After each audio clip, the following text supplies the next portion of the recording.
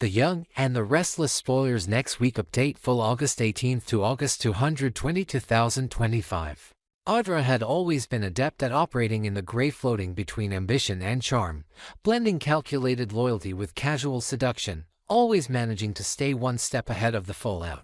But what happened in Nice had never truly stayed in Nice, and now that she was back in Genoa City, the ripples she left behind had begun to form the kind of storm she could no longer spin into opportunity. Nate sensed it before she said a word.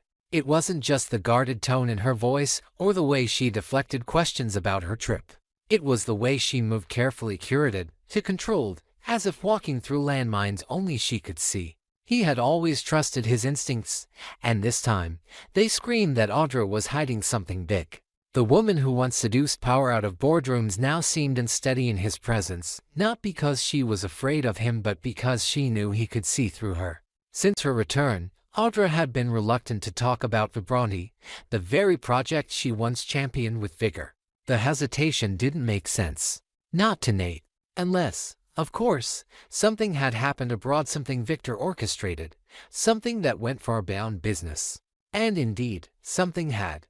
Audra had attempted to seduce Colin Nice. Not because she wanted him, but because Victor had planted the idea like a seed, and Audra, eager to stay in favor with the family that controlled the city's bloodlines, had obeyed without thinking twice. The mission was clear: to stabilize Kyle and Claire's alliance, confuse their loyalties, and insert herself in a way that fractured their momentum. But it hadn't worked the way she'd hoped. Kyle was amused but not swayed. Claire had seen it all, including the kiss, blatant and venomous, that Audra planted in a moment of poorly calculated drama. It was a show of dominance disguised as seduction, and all it did was escalate tensions that were already cracking beneath the surface. Claire had taken note. And Claire never forgot.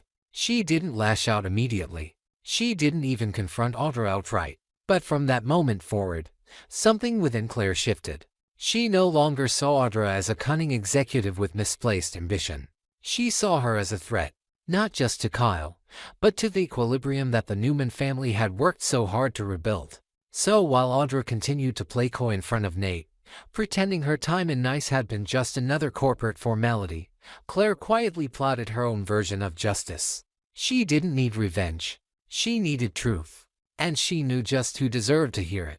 By Monday, Nate could no longer ignore the suspicion tightening in his chest. Audra had grown colder. Every question about Vibranti was met with a deflection or a smile that didn't reach her eyes. He wasn't just being paranoid, was watching a woman unravel beneath the weight of her own deception.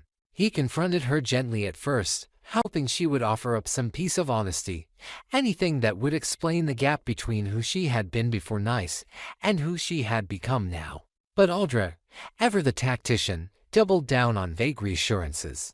She reminded him of her dedication to their shared vision, of how hard she'd worked to make Vibranti a success, of how much she wanted to prove herself. Yet none of it rang true. The words fell flat because they lacked the fire Nate had once seen in her. They weren't spoken from passion, they were spoken out of fear. By Wednesday, Claire had decided she wouldn't wait for Audra to dig her own grave. She found Nate during a quiet afternoon at Crimson Lights, sat across from him without preamble, and told him everything. Her tone was even, devoid of vengeance, and that's what made it land like a dagger. She told him about the kiss in Nice, about Audra's orders from Victor, about the scene she caused back in Genoa City in a desperate bid to provoke Claire and destabilize Kyle. She told him not to humiliate Audra publicly, not to ruin her the way Adam might have. But she told him because he deserved to know.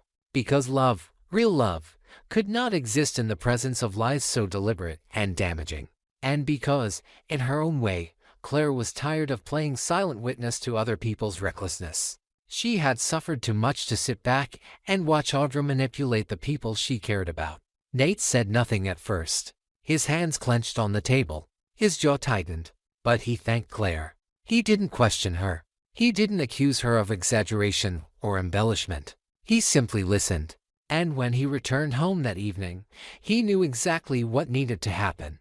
The confrontation came that night, after dinner, after the polite rituals had faded. Nate stood across the room, watching Audra with the calm fury of a man who had been betrayed not just by what was done, but by how thoroughly it had been concealed. He asked her if she had anything to say. She hesitated, clearly caught between the instinct to lie and the awareness that she was already caught. She tried to explain. She said it wasn't what it looked like, that the kiss meant nothing, that Victor had pressured her, that it had always been business, not pleasure. But Nate didn't raise his voice.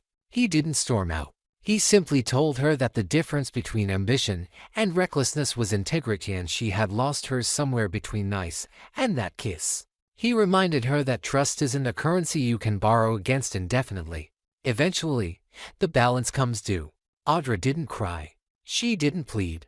She simply nodded, knowing the inevitability of the moment. She had always known this day might come, that her choice, calculated, impulsive, disloyal, would eventually cost her everything she had convinced herself she could juggle. Nate wasn't a fool. He wasn't just smart. He was deeply intuitive. He had always seen the fault lines in people and chosen, perhaps foolishly, to believe they wouldn't crack under pressure. But now, watching Audra search for words that wouldn't come, he saw the woman she had become, Simeon, willing to play all sides, even if it meant losing the one thing that had been real between them. As the weekend approached, the city buzzed with speculation. Would Nate and Audra survive this rupture? Would Claire's revelation ripple beyond just personal heartbreak? Would Victor face consequences for pulling strings in the shadows of nice? And most of all, would Audra finally admit that power meant nothing if it left you standing alone? Nate, for his part, didn't seek sympathy. He focused on the projects he could still believe in. He met with Nick and Devon, refocusing the Bronte on what it was always meant to be, a legacy of excellence untainted by deceit. He didn't speak publicly about the split. He didn't use the media to shame Audra or win back approval. But those close to him saw the shift. He had been wounded, but not broken. And perhaps that was the final message Audra would take with her as she exited the space they once shared, that in choosing short-term gain, she had lost the one man who had truly seen her worth before she tried to inflate it with ambition. In Genoa City, secrets always surface. And for Nate and Audra, this may not have been the end of their story, but it was the end of the illusion they tried to maintain. What follows next is uncertain, but the reckoning has begun. Kane was always a man of careful ambition, a strategist who played the long game while making his opponents think he was playing checkers. But even the most calculated tactician could be caught in an emotional snare when the battlefield wasn't a boardroom, but his own home. His current priority, his entire operational focus, was consolidating power in Genoa City without severing the increasingly delicate tether that still bound him to Lily. It wasn't just romantic nostalgia or personal vanity. Kane understood the value of perception, and his image as a father, as a reformed man, mattered. Lily's support, at least her silence, was a necessary asset. But Lily wasn't buying the reverend this time. She had seen the signs too clearly. She could feel the buzz of unrest behind his polished promises, and she knew Kane well enough to recognize when he was smiling through a scheme. That's why she drew a line in the sand. Her offer was pragmatic and cutting. She would help him navigate custody, help shield the children from the legal and emotional chaos sure to erupt if this turned ugly. But her price was absolute. He had to walk away from his plan to acquire Newman-affiliated assets, to stop the underhanded tactics he was using to outmaneuver Victor and the rest of the city's elite. Kane refused. Not with venom, but with that practiced calm that always masked defiance. He called it a temporary misunderstanding. Lily called it what it was, a war disguised as compromise. Their stalemate wasn't loud, but it was unyielding. Kane didn't want to lose Lily, but he wanted Genoa City more. And in his mind, if he could hold off just long enough, if he could convince her to believe in his intentions once the dust settled, she would come around. That was the bet he placed.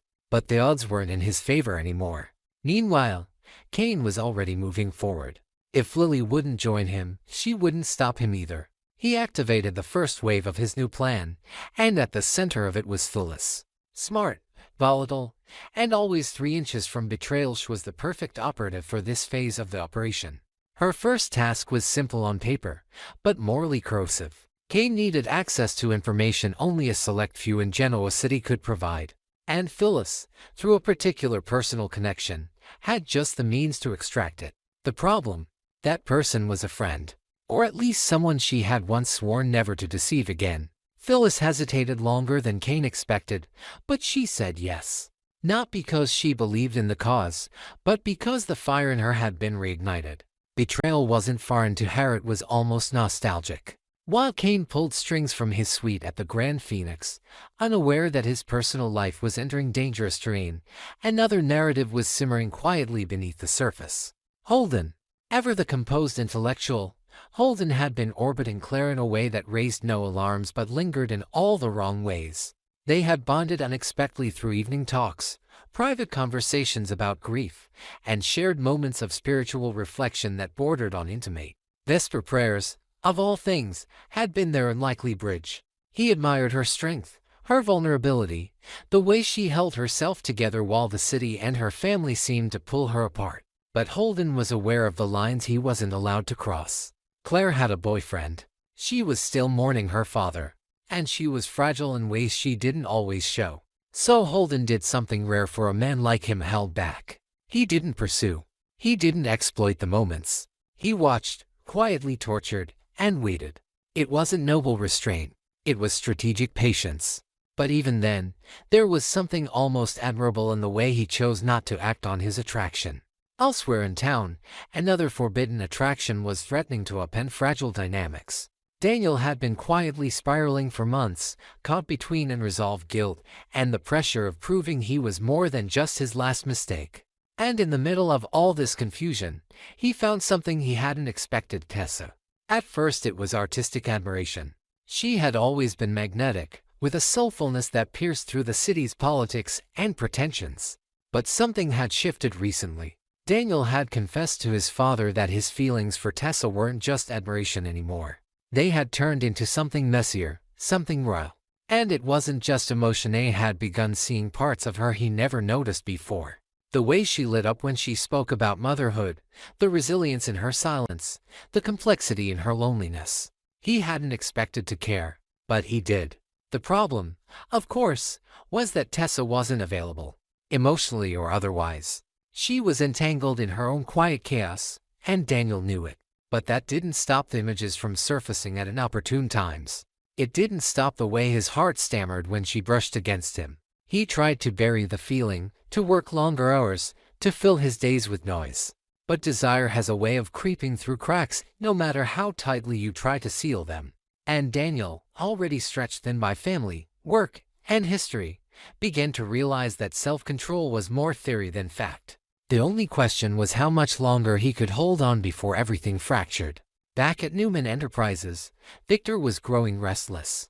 Vibrandi was supposed to be the shining jewel in his recent acquisition streak, but internal reports showed hesitation and underperformance. He blamed distractions, leadership misfires. But what he didn't know was that much of the destabilization came from Audra's own insubordination in Nice, and that Claire, in an act of quiet rebellion, was positioning herself to expose it. What happened between Claire, and Audra in France hadn't disappeared. It had crystallized into a fault line. And soon, someone was going to fall in. Kane, unaware of all these spirals unfolding in parallel, continued to build his empire, one favor, one blackmail, one compromised friend at a time. He was focused, but the city was whispering. People were watching. And in time, even his most careful plans would begin to fray, especially if Lily decided her line in the sand wasn't just a warning but a war declaration. And in the center of it all, between restraint and obsession, betrayal and compromise, a generosity churned, waiting for its next explosion.